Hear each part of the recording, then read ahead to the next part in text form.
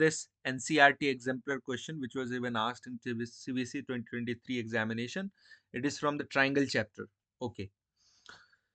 In the given figure, OB is perpendicular bisector of line segment D. अगर DE का perpendicular bisector है तो हमें सबसे पहले हमारे दिमाग में आना चाहिए कि BD should be equal to BE. Okay, then अब हमें रिलेशन स्टैब्लिश करना है OA, OB और OC के बीच. ठीक है, तो OA, OB और OC के बीच हम BPT तो यूज नहीं कर सकते. BPT क्यों नहीं यूज कर सकते? क्योंकि हमें ये BD भी गिवन है, मतलब BD का कुछ ना कुछ यूज होगा. BD अगर गिवन है, BD is equal to B, तो BD और B का कुछ ना कुछ यूज होगा, इसलिए हम BPT ना यूज करके हम सिमिलैरिटी ऑफ ट्रायंगल यूज करते हैं.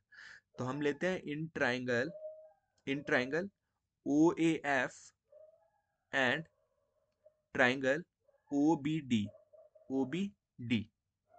तो OAF ट्रायंगल में एंगल OAF और angle OBD each equal to 90 degree.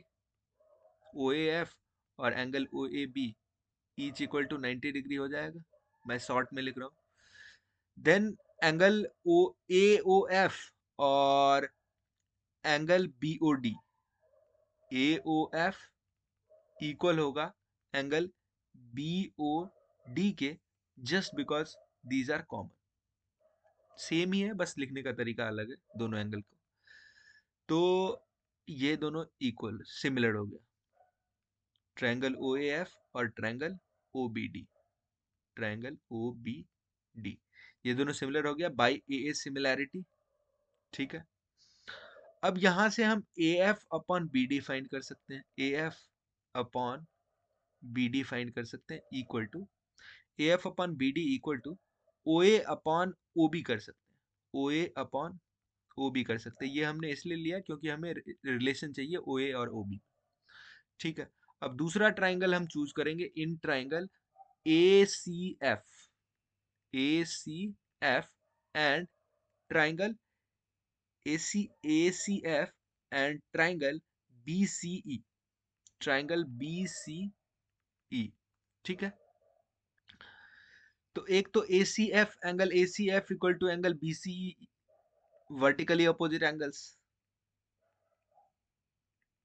BCE vertically opposite angles. ठीक है, दूसरा angle FAC equal to angle EBC. Angle FAC equal to angle EB और C each equal to 90 degree है. तो ACF equal to angle BCE, sorry हाँ, तो ये दोनों ट्राइंगल सिमिलर हो जाएगा. ACF similar triangle BCE, triangle BCE. फिर से वही AA सिमिलैरिटी से. अब हमने यहां से निकाला क्या है, AF अपॉन BD. तो यहां से अगर हम फाइंड करें तो ये सब हुआ है बाय CPST से. ये आप लिख लेना, मेरे पास जगह नहीं है इसलिए नहीं लिख रहा हूँ. AF अपॉन BE इक्वल होगा, अब लेते हैं AF अपॉन BE इक्वल होगा AC अपॉन BC के. अब यही क्यों लिया AC अपॉन BC? इसलिए लिया क्योंकि AC को हम OC माइनस OA लिख देंगे और BC को हम OB और माइनस OC लिख देंगे, तो सारा OA OB और OC के टर्म में मिल जाएगा. इसको मानते हैं. चलिए सेकेंड इक्वेशन. अब देखो, सेकेंड इक्वेशन लेने से पहले एक मिनट एक स्टेप और आगे कर लेते हैं.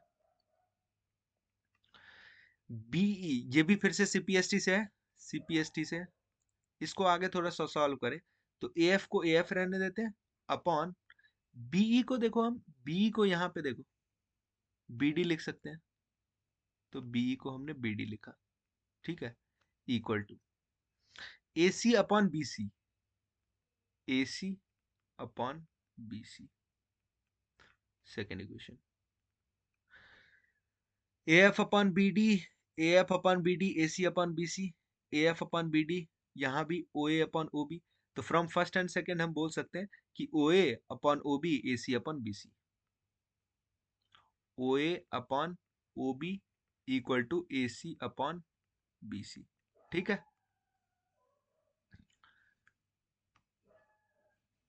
अब इसको हम सॉल्व करेंगे, ये वाले को अब हम सॉल्व करेंगे।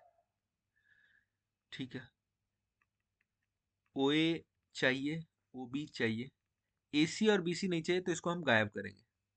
अब गायब कैसे करते हैं? ए सी को, ए सी को हम लिख सकते हैं ओ सी माइनस ओ ए, ओ सी माइनस ओ ए सी को लिख दिया हमने।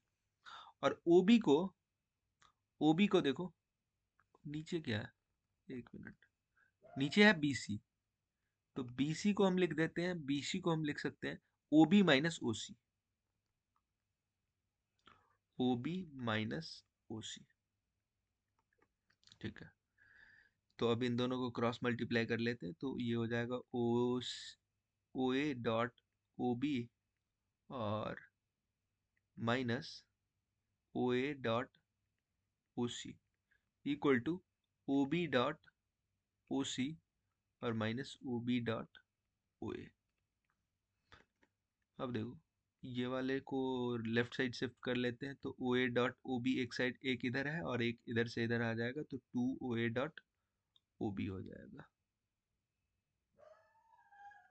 अब ओ बी डॉट ओ सी है ही, इधर से लेफ्ट साइड से राइट साइड शिफ्ट कर दो, तो O B dot O C और माइनस है तो plus O A dot O सी। अब ओ सी दोनों में कॉमन है, तो ओ सी कॉमन ले लिया तो हमारा मिल गया ओ बी प्लस ओ ए, और इधर two O A dot O B. आगे टू अपॉन इस ओ सी को राइट लेफ्ट साइड शिफ्ट कर दो, तो टू अपॉन ओ सी, और ये हो जाएगा O B plus O A divided by O A dot O B.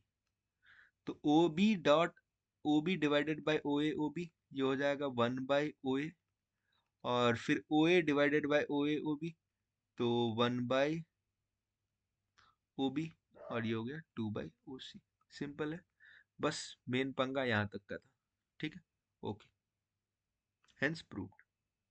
Thank you.